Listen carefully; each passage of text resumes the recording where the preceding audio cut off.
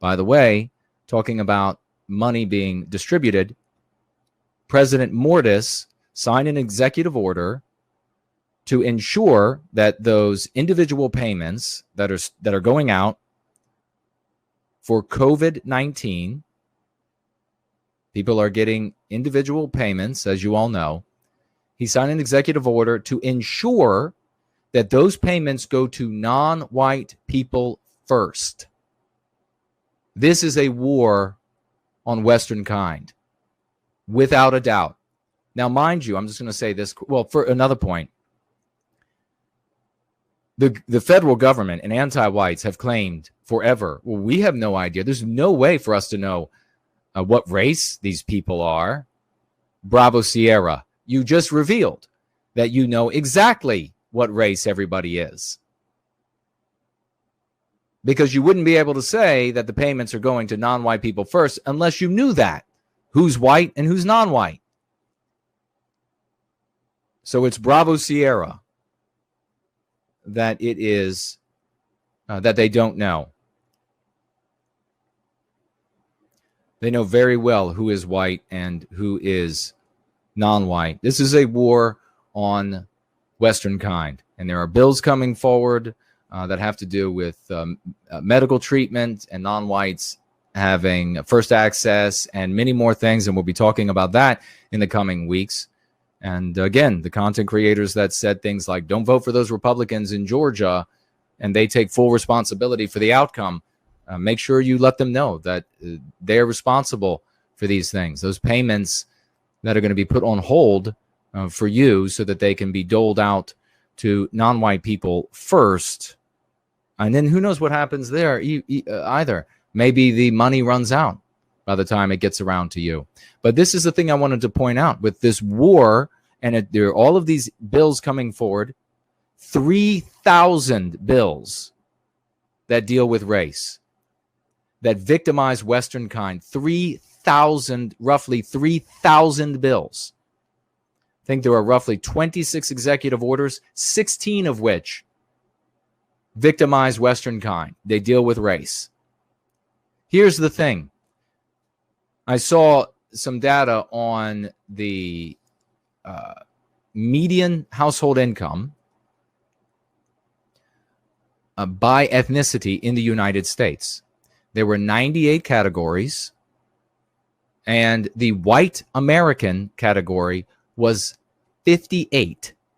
The richest category was number 1.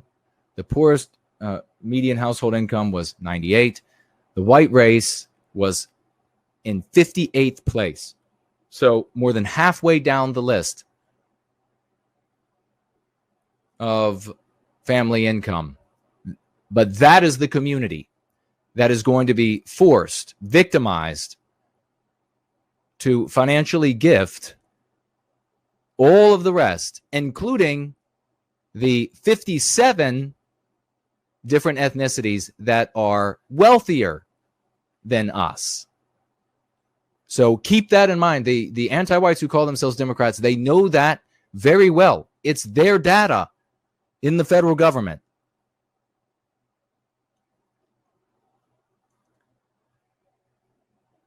Why a white man in the office of president for this anti-white dystopia? Anybody have any ideas? Circling back, it's one of the same arguments that would be used against having Kamala as president.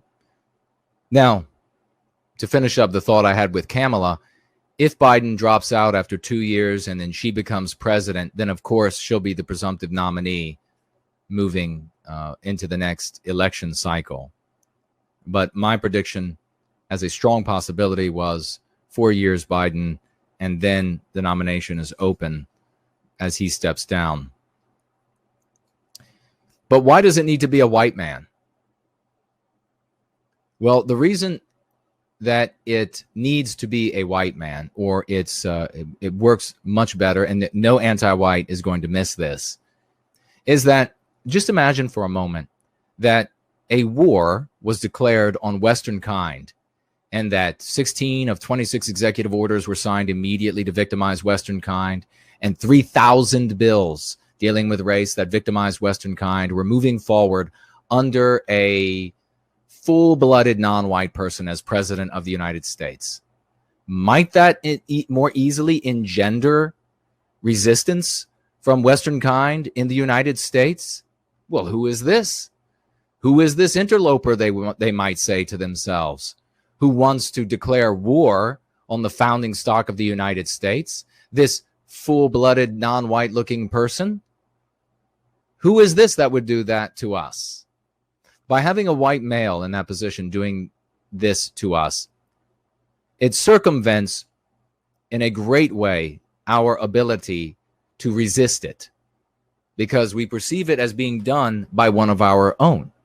This is why it is so important, and why in Going Free, we are concerned with those who serve white well-being and those who declare themselves as anti-white, irrespective of race.